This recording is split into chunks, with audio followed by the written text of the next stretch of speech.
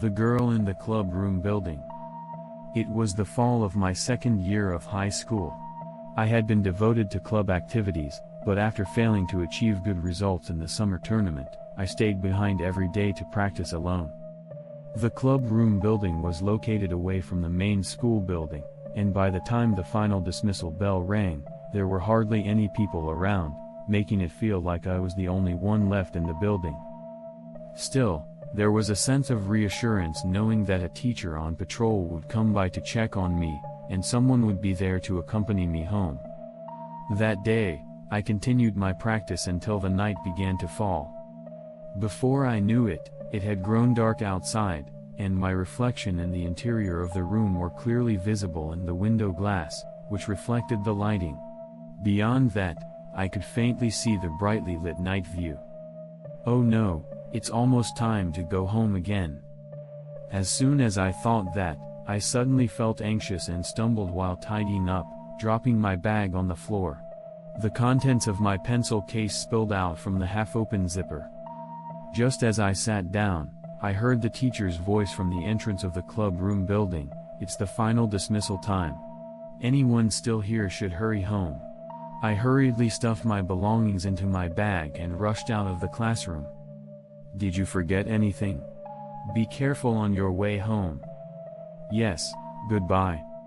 After saying goodbye to my teacher, I realized that my cell phone was missing from my bag as I passed through the school gate. I thought it would be inconvenient to be without my cell phone, so I figured it must have slipped out of my bag when I dropped it earlier, and I immediately turned back. When I returned to the club room building, the entrance was open for some reason, and there was no sign of the teacher, so I thought I could just find my phone and go home, and rushed into the club room building. When I returned to the classroom, I immediately focused on the floor, peering under desks and chairs, and knelt down to search for the contact lens I had dropped. Then, I found my cell phone under the teacher's desk next to the podium, so I quickly picked it up, checked the power, and breathed a sigh of relief. Well, time to go home. Just as I thought that, I heard a scratching sound coming from the hallway, so I peeked out the classroom door and looked down the hallway. The dimly lit hallway was empty, with only a flickering fluorescent light, so I figured I must have heard wrong and left the classroom. This was the third floor, but when I reached the landing, I heard that same scraping sound again. I froze with my hand on the railing, and then I realized that the sound was coming from below. I peered down through the gaps in the railing. Scrape. Scrape. I could definitely sense something climbing the stairs, but I simply assumed it was the teacher making his rounds. As I stared downstairs, the top of what appeared to be the source of the sound suddenly came into view. Something was definitely off. I couldn't help but stare at it because its head was in such a low position, as if it were crawling on the floor, with its crown flat against the floor. After watching for a while, I heard a scraping sound that seemed to synchronize with the movement of the head, and I was certain that the sound was coming from it. However, when the head moved, I could see the body in a crawling position, and I was startled to realize that it was completely crawling on the floor. From its appearance, it seemed to be a female student, but if that was the case, I wondered why she was crawling on the floor. Maybe she's injured and can't walk. I wondered if she had been in a serious accident and should rush to her aid, but halfway down the stairs, something felt off and I stopped. That uniform doesn't look like ours.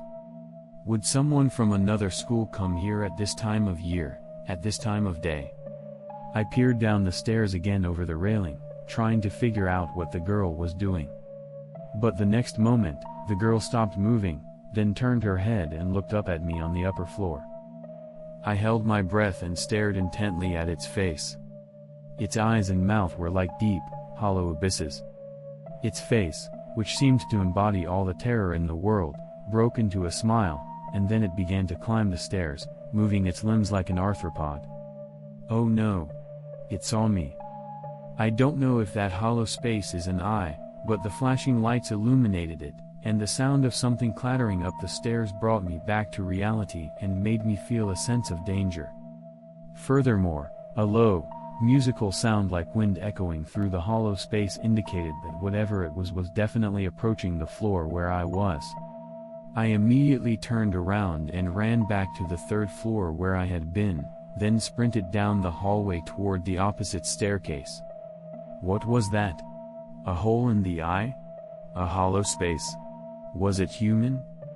As I ran, pondering various possibilities, I heard a sound. Whether it was footsteps bouncing on the floor or hands hitting the ground, I couldn't tell, coming from the direction I was heading. As I came to a sudden stop, an arm with the elbow exposed protruded from the corner at the end of the dimly lit hallway, and I let out a short scream.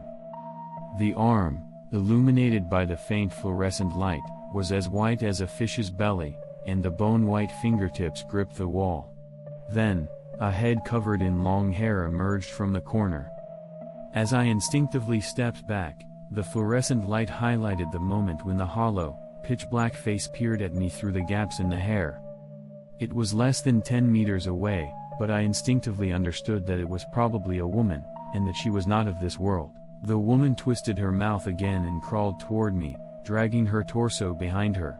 It was a terrifying sight, like a cockroach moving at an alarming speed, but I managed to resist fainting and fled from the woman. I was too afraid to look back, but I could sense that her presence was definitely closing in on me. As I reached the end of the corridor, I grabbed the railing and leaped down 2 steps at a time. This seemed to create a distance between us, and I could feel her footsteps receding. I rushed down from the 3rd floor to the 2nd floor, then from the 2nd floor to the 1st floor, and then all I had to do was walk down the hallway and through the front door to get outside. Just as I thought I was almost there, only a few more meters to go, a hand suddenly reached out from the corner of the shoe rack at the front door.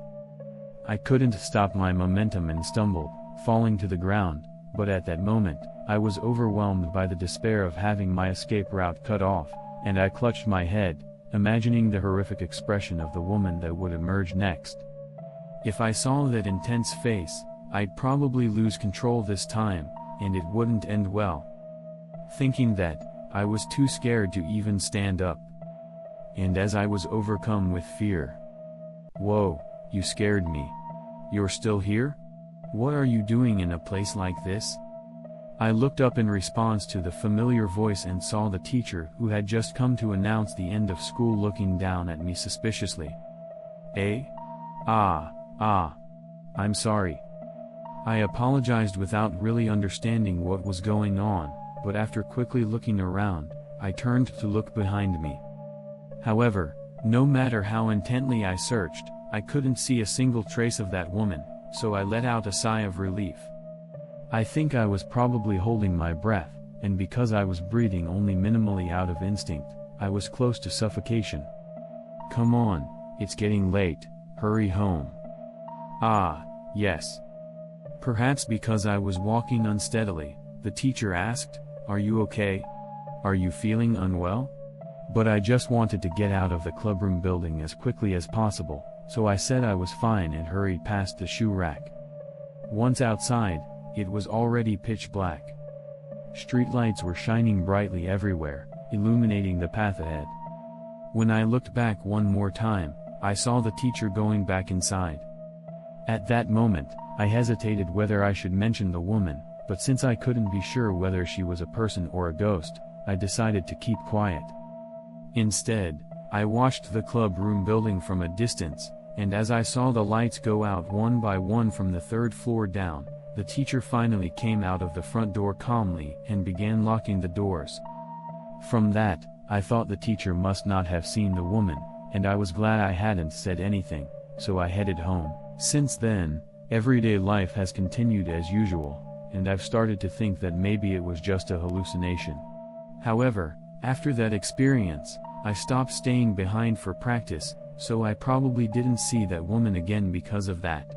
There are still students who stay behind for practice in the clubroom building, so maybe one of them is having the same experience as me. I don't have the energy or courage to ask them about it, but the fact that such ghost stories are not spreading within the school means that perhaps I was the only one who experienced it, or perhaps others have experienced it but are keeping quiet like me. Even now, when I think back, her face is still vividly clear, but since there doesn't seem to be any harm at the moment, I can only pray that things will remain peaceful. This is the end of this story. Thank you for listening to the end.